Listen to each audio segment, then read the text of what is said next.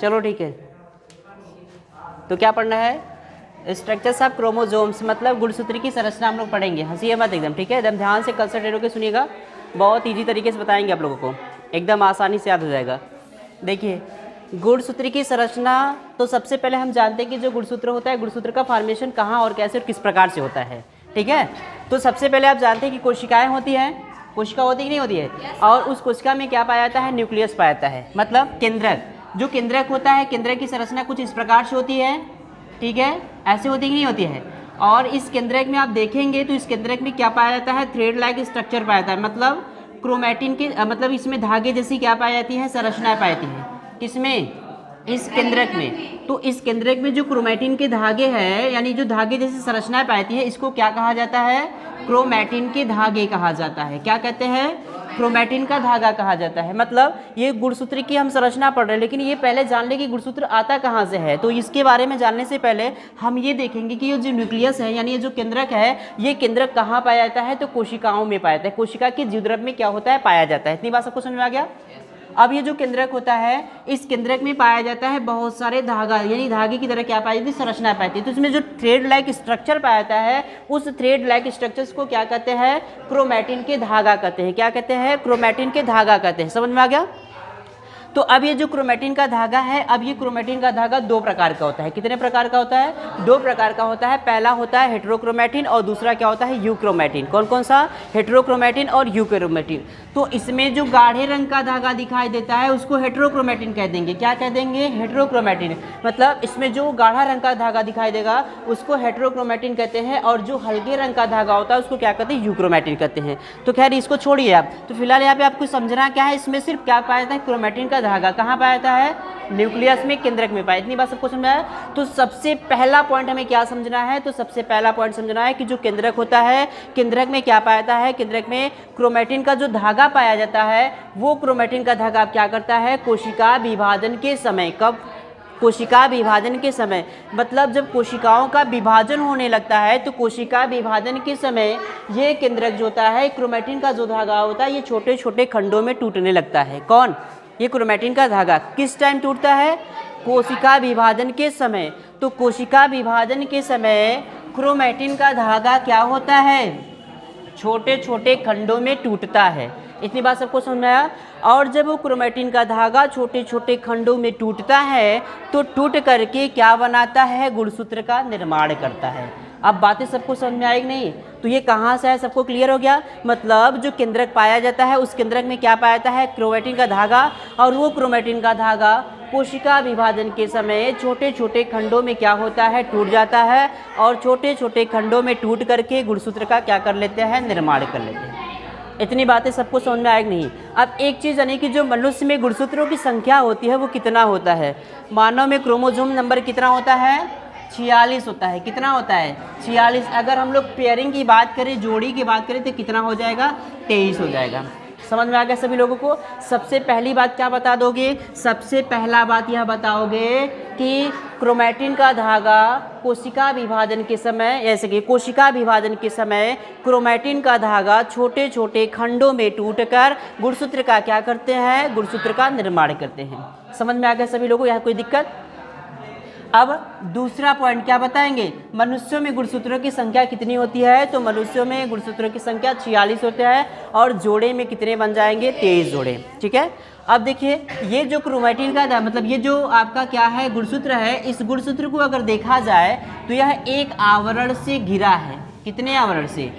एक आवरण से घिरा है, और इस आवरण को क्या कहते हैं? पेलिकल का आवरण कहते हैं।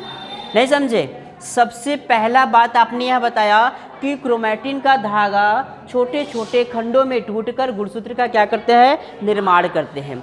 अब ये जो गुणसूत्र होता है, मनुष्यों में गुणसूत्रों की संख्या कितनी होती है? 46 होती है। और इस गुणसूत्रों पे क्या होता है? तो इस गुणसूत्रों पर क्या पाया जाता है? एक आवरण पाया जाता है। यानी हम कह सकते हैं गुणसूत्रों के चारों तरफ एक आवरण पाया जाता है, जिसे क्या कहते हैं? पेलिकल का आवरण कहते हैं। ठीक है? अब इसके अंदर क्या पाया जाता है? तो इसके अंदर तरल चिपचिपा पदार्थ पाया जाता है, जिसको क्या कहते हैं? जिसको मैट्रिक्स कहते हैं। क्या कहेंगे? मैट्रिक्स कहेंगे। मैट्रिक्स का मतलब समझ रहे हैं कि नहीं? मतलब जब हम पेलिकल आवरण के अंदर की तरफ जाए, देखिए इसके अंदर की तरफ जा रहे हैं तो इसमें क्या पाया जा रहा है? एक तरल चिपचिपा पदार्थ पाया जाता है और उस तरल चिपचिपा पदार्थ को क्या कहते हैं? मैट्रिक्स कहते हैं। क्या कहते हैं? मैट्रिक्स कहते हैं। और फिर अगर आपसे पूछा जाए कि बताइए मैट्रिक्स पाया जाता है, ऑप्शन दे देगा माइटोकॉन्ड्रिया, ठीक है, और लाइसोसोम, एंडोप्लाज्मिक रेटिकुलम, या फिर ये आपका हो जाएगा गुणसूत्र। क्यों माइटोकॉन्ड्रिया नहीं पाया जाता है? माइटोकॉन्ड्रिया नहीं पाया जाता मैट्रिक्स? तो माइटोकॉन्ड्रिया में भी होता है, तो माइटोकॉन्ड्रिया भी होता है और इसमें भी होता है। तो होता क्या है? तो यह एक प्रकार का तरल चिपचिपा पदार्थ होता है जिसे क्या कहते हैं? मैट्रिक्स कहते हैं। समझ में आ गया सबको? अब नेक्स्ट पॉइंट में समझेंगे कि जो मैट्रिक्स होता है, इस मैट्रिक्स के अंदर, किसके अंदर? तो मैट्रिक्स के अंदर आपको दो धागे जैसी क्या दिखाई देती है? दो धागे जैसी क्या दिखाई देती है? संरचना दिखाई देती है। और इस धागे जैसी संरचना को क्रोमोनीमेटा कहते हैं। क्या कहते हैं? क्रोमोनीमेटा कहते हैं। क्या कह देंगे? क्रोमोनीमेटा कह देंगे। सबको समझ में आ गया? मतलब कि ये जो आपका गुणसूत्र है, गुणसूत्र सबसे पहला पॉइंट कि गुणसूत्र जो था एक आवरण से गिरा है। कितने आवरण से गिरा है? एक आवरण से गिरा है। और उस आवरण को क्या कहते हैं? उस आवरण को कहा जाता है पेलिकल का आवरण कहते हैं। और फिर सेकंड पॉइंट में बताएंगे कि इसके अंदर चिपचिपा तरल पदार्थ पाया जाता है जिन्हें क्या कहते हैं? जिन्हें मैट्रिक्स कहते हैं। क्या कह देंगे? मैट्रिक्स। और फिर बताएंगे कि मैट्रिक्स के अंदर धागे जैसी क्या पाई जाती है? संरचना पाई जाती है। और उस धागे जैसी संरचना को क्या कहते हैं? क्रोमोनीमेटा कहते हैं। ये बातें समझ में आ गई? अब नेक्स्ट पॉइंट की तरफ बढ़ते हैं। अब ये जो क्रोमोनीमेटा आपको दिख रहा है, इस क्रोमोनीमेटा पर अनेक छोटे छोटे क्या होते हैं? कण जैसी संरचना पाई जाती है। कैसे? छोटे छोटे कण जैसी क्या पाई जाती है?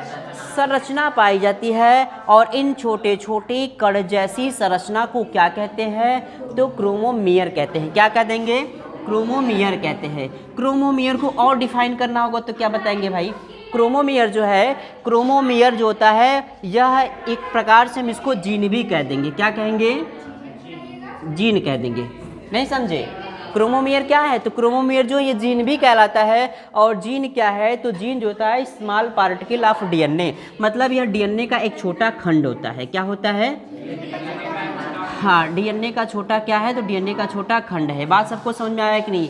अब आपसे पूछा जाए कि क्रोमोमियर कहाँ पाया जाता है, तो क्रोमोमियर जो पाया जाता है यह गुणसूत्र में पाया जाने वाला क्रोमोनीमेटा के ऊपर छोटे छोटे कण जैसी क्या पाई जाती है? संरचना पाई जाती है। और इसको क्या कहा जाता है? इसको कहा जाता है जीन या क्रोमोमियर कहते हैं। समझ में आ गया सभी लोगों को? आगे बढ़े। अब देखिए उसके बाद हम बताएंगे कि यहाँ पे गुणसूत्र का क्या होता है? एक छोटे से क्या होता है? यहाँ पे गांठ जैसी क्या पाई जाती है? संरचना पाती है। मतलब जो आपका गुणसूत्र है, इस गुणसूत्र पर एक जगह क्या पाया जा रहा है? एक गांठ जैसी संरचना पाई जाती है। और इस गांठ जैसी संरचना को क्या कहते हैं? इस गांठ जैसी संरचना को सेंट्रोमियर कहते हैं। और सेंट्रोमियर के बाद एक छोटा से खंड का निर्माण होता है। और उस छोटे से खंड के निर्माण को क्या कहते हैं? सैटेलाइट कहते हैं। सभी लोगों को समझ में आए कि नहीं? किसी का कोई प्रश्न? बताओ क्या कंफ्यूजन? क्या ये सेंट्रोमियर का मतलब भाई मैंने बताया कि जब गुणसूत्रों पर हम गांठ जैसी क्या पाई जाती है? गुणसूत्र पर गांठ जैसी संरचनाएं पाई जाती है। और उस गांठ जैसी संरचना को क्या कहते हैं? सेंट्रोमियर कहते हैं। अब समझे कि नहीं समझे? अब पूरी बात एक बार फिर से समझ लीजिए। हम लोग पढ़ रहे हैं स्ट्रक्चर्स ऑफ क्रोमोसोम्स, मतलब गुणसूत्र की संरचना। ठीक है, सबसे पहले बताएंगे कि क्रोमैटिन का यानी कोशिका विभाजन के समय, किस टाइम? कोशिका विभाजन के समय क्रोमैटिन का धागा छोटे छोटे खंडों में टूटकर गुणसूत्र का क्या करते हैं? निर्माण करते हैं। इतनी बातें लिख लेंगे। फिर क्या बताएंगे? जो गुणसूत्र होता है, यह गुणसूत्र के ऊपर आप देखेंगे या गुणसूत्र के चारों तरफ एक आवरण पाया जाता है जिसे क्या कहते हैं? पेलिकल का आवरण कहते हैं। ठीक, इस आवरण के अंदर की तरफ एक तरल चिपचिपा क्या पाया जाता है? पदार्थ पाया जाता है। और इस तरल चिपचिपा पदार्थ को क्या कहते हैं? मैट्रिक्स कहते हैं। ठीक है, फिर बताएंगे कि जो मैट्रिक्स होता है, इस मैट्रिक्स के अंदर धागे जैसी क्या पाई जाती है? संरचना पाई जाती है। और उस धागे जैसी संरचना को क्या कहते हैं? क्रोमोनिमेटा कहते हैं। समझ में आ गया सबको? क्या कहते हैं? क्रोमोनिमेटा कहते हैं। अब इसी क्रोमोनिमेटा पर अनेक छोटे छोटे क्या पाते हैं? कण जैसी संरचना पाती है, और उन छोटे छोटे कण जैसी संरचना को क्या कहते हैं? क्रोमोमियर कहते हैं। क्या कहते हैं? क्रोमोमियर कहते हैं। और क्रोमोमियर को ही क्या कहा जाता है? जीन कहता है। और जीन जो होता है यह डीएनए का छोटा खंड होता है। आ गया सभी को समझ में? अब उसके बाद क्या बताओगे कि गुणसूत्र के बाद क्या होता है? यहाँ पर इसमें एक गांठ जैसी क्या पाती है? संरचना पाती है, जिसको क्या कहते हैं? सेंट्रोमियर कहते हैं। सेंट्रोमियर के बाद गुणसूत्र का और छोटे खंडों का क्या होता है? निर्माण होता है, और उन छोटे खंडों को क्या कहा जाता है? सैटेलाइट कहते हैं। बात सभी को समझ में आई कि नहीं आई? ये पूरी बात गुणसूत्र की रही। हाँ बोलिए। छिद्र नहीं, कण। अरे भाई, कण और छिद्र में अंतर नहीं। छिद्र का मतलब छिद्र, और कण। अब ये देखो, इसमें कण है, ये तो ये कण, और ये देखो ये छिद्र है, तो कण छिद्र में अंतर नहीं समझ में आ रहा है? समझ में आ गया?